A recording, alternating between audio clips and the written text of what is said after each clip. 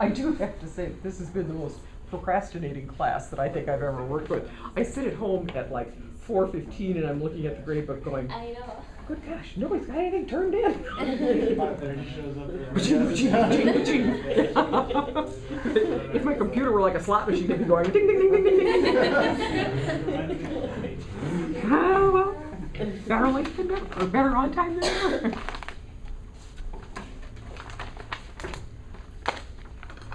I start? The red light's on, so I'm assuming it's Okay. Okay. You got all that drill. Imagine you're 16 years old. You're very nervous because it's the first day of your job. You arrive early, start up on the right foot, but you realize you arrive too early as the doors are still locked. You walk to a nearby planter and sit and wait for the doors to open. Your nervousness continues as you're wanting to not screw this up, as this is not just a job at a food or a restaurant, but at a large corporation. Someone sees you sitting outside and is nice enough to come and let you in. As you step through the doors, you don't realize how much this place is going to change you, but more importantly, the lifelong friendships you'll make here. Obviously, now that I think about it, not obviously, I'm talking about myself. I was lucky enough to get an internship with Famous Footwear when I was 16. It was there that I formed bonds with the Famous crew, just a real tight-knit group of friends whose group has, or the size of the group has grown and shrank over the years, but the core group of people stayed the same. Many of us are still friends today, and will continue to be friends long into the future. These people are very important to me as I really grew up over the 11 years that I worked there. Because of this, they have helped shape the person who I am today. I'll briefly tell you about a few of them because the time constraints of the speech will not allow me to tell all the great stories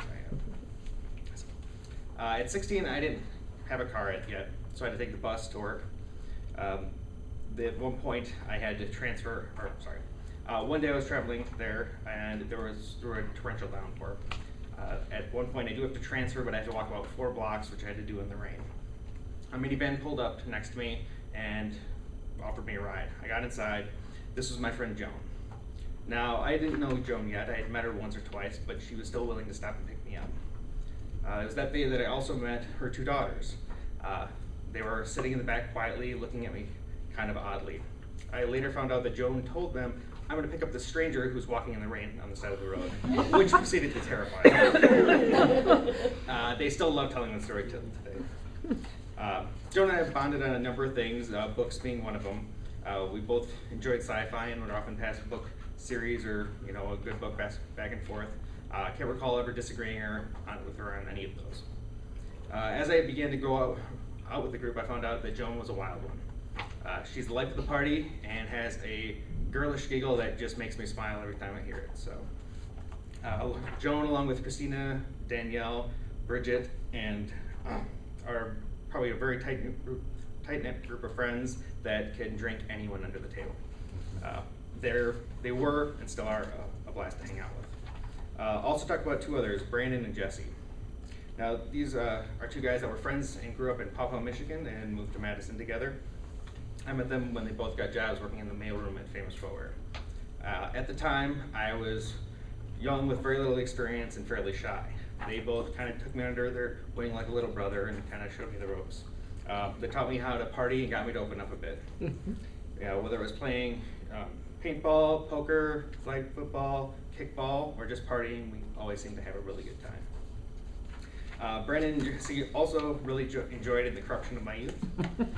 They were the first ones to get me onto the bars. When I was 18 on Halloween, I dressed up in full army camo and face paint and was able to use my friend Brandon's ID. It was a great night that had me drinking beer being squirted out of a prop mustard bottle and ended with myself and Jesse's wife passing out while leaning up against each other. So, then there were all the parties. The 70s party, the 80s party, the white trash party, the Hawaiian party, all culminating in the best 21st birthday a guy could ever ask for. This is just a small peek into the corruption that did occur. I also have a great number of stories about them as well, but there's one I really love to tell. Brandon had only been here for about a year at the time, and someone brought a copy of The Onion into work. And on the cover it said, Microsoft patents the 1 and 0. he was outraged. He was like, I can't believe this. This is bullshit. They can't do this. Well, you know, at the time, The Onion hadn't made it nationally, so he didn't realize it was a satirical newspaper. So we let him rage for about a half an hour before we told him the truth. So. Well, that was a fun and very enjoyable part of my life. Things definitely slowed down. We all have families now and have all settled down a bit.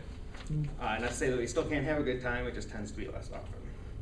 Brandon and I see each other on a fairly regular basis as we tend to play board games with an ever-growing group of friends.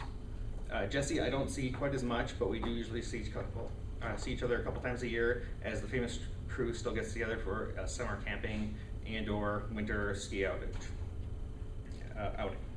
I really cherish this group of friends and all the experiences I've had. It's been over 17 years since I met them, and the bonds of friendship are still very strong. They have helped shape me to the person who I am today, and I'm very grateful for it.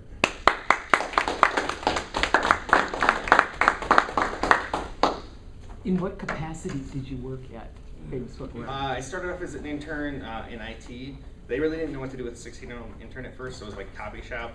But then when eventually made it to their help desk and worked there for, 10 years there, I think, help desk.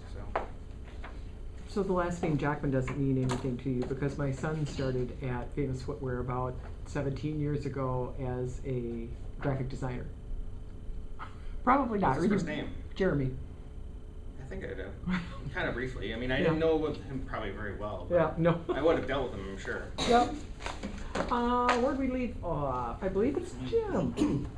I was gonna ask you if you did any pranks, but you already said one. So was there any other pranks? Well, that wasn't even a prank. That just happened to be someone had it sitting there and he had no clue. Pranks, we've done a number of things. We have one friend who's kind of OCD, and we screw up a spice cabinet, and he would freak out. Cruelty. Oh man, we do the simple one of you switch some letters on the person's keyboard, and people that can't just type naturally, they really screws them up. Or we filled in a guy's car and his cube entirely with packing peanuts. You are those? You already answered my question, your question. Mine was how long you worked there for.